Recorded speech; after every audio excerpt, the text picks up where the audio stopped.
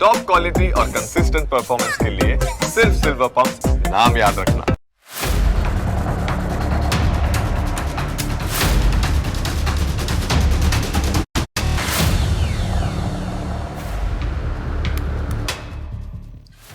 નમસ્કાર, હું Janak Dave. Full stop news analysis પ્રોગ્રામમાં આપનું સ્વાગત છે.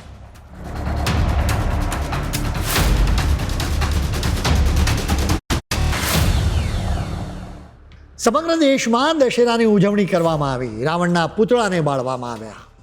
જો કે એક જગ્યાએ ભગવાન શ્રીરામનું પૂતળું બાળવામાં આવ્યું.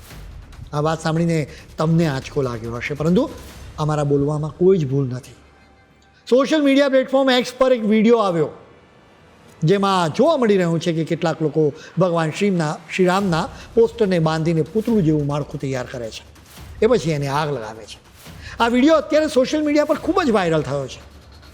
જોકે અમને એ દ્રશ્યો બતાવવા યોગ્ય નથી લાગતા, એટલે અમે એ રજૂ નહીં કરીએ.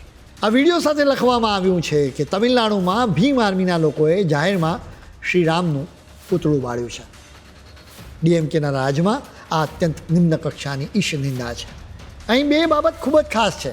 એક તો છે સ્થળ અને બીજું છે શ્રીરામનું પૂતળું બાળનારા લોકો.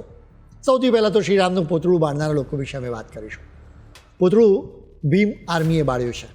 તમારામાંથી ઘણા લોકોને આ ભીમ આર્મી વિશે કદાચ ખ્યાલ નહીં હોય. ભીમ આર્મી મુખ્યત્વે દલિતોનું એક સંગઠન છે.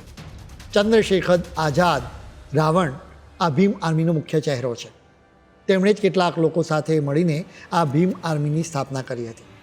ભીમ આર્મીના લોકો કહે છે કે અમે તો દલિતો સામેની હિંસા અને જાતિ આધારિત ભેદભાવની વિરુદ્ધ છીએ.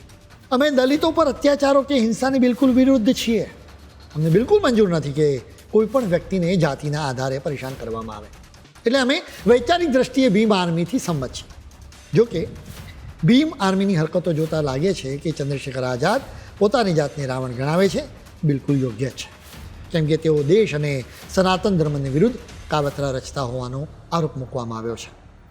એટલે કદાચ 2015માં ઉત્તર પ્રદેશ પોલીસે દેશદ્રોહના આરોપસર ચંદ્રશેખરની ધરપકડ કરી હતી.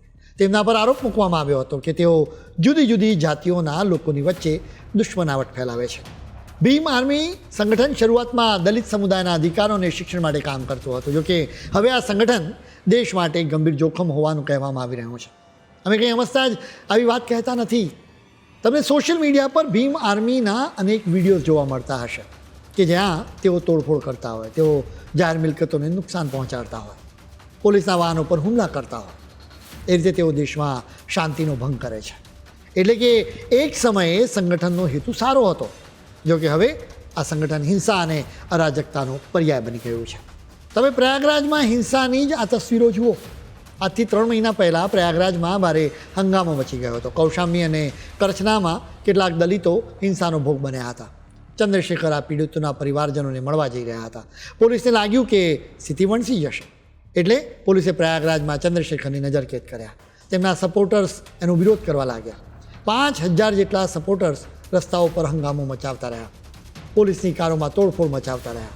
બસો પર પથ્થરમારો કર્યો. ભીમ આર્મીના લોકો પોલીસ અને સામાન્ય લોકો પર ઈંટો અને પથ્થરો ફેંકવા લાગ્યા. હિંસાના તાંડવમાં અનેક મહિલાઓ અને બાળકો ઇજાગ્રસ્ત થયા હતા. એ વિસ્તારના લોકોએ કહ્યું કે સવર્ણ સમાજના લોકોની દુકાનોમાં તોડફોડ મચાવવામાં આવી હતી. પોલીસે લાઠીચાર્જ કરીને ભીમ આર્મીના લોકોને ખસેડવાની કોશિશ કરી હતી. જોકે એ લોકો માનતા જ નહોતા.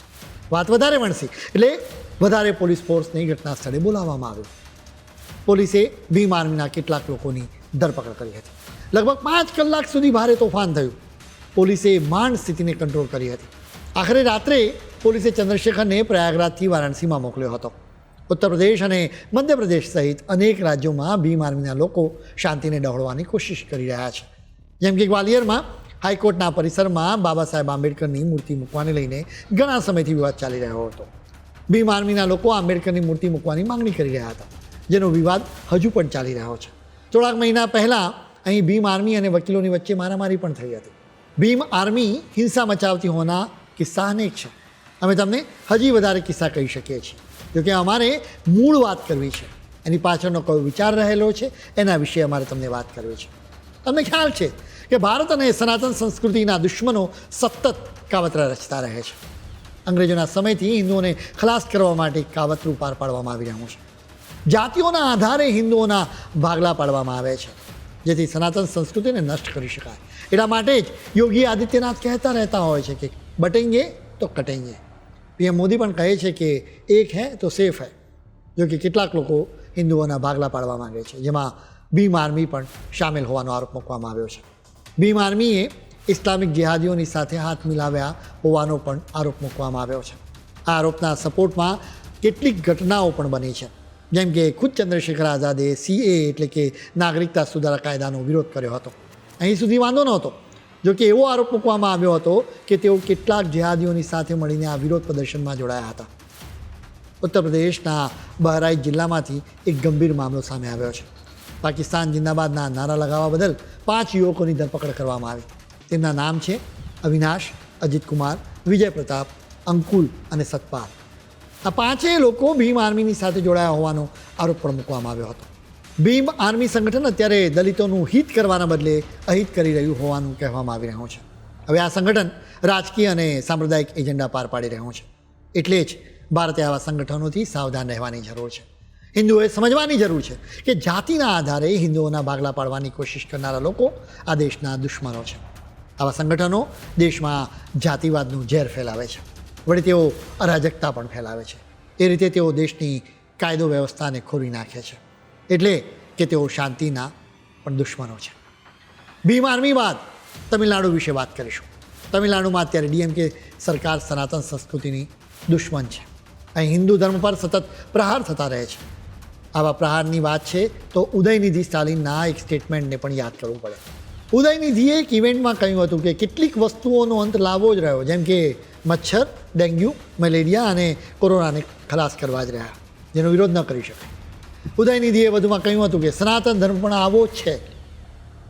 સનાતન શું છે? સનાતન નામ સંસ્કૃત પરથી આવ્યું છે. ભીમ આર્મી જેવા સંગઠનો માટે તમિલનાડુ ફળદ્રુપ જમીન છે, જ્યાં સનાતન સંસ્કૃતિ પર હુમલા થતા રહે છે.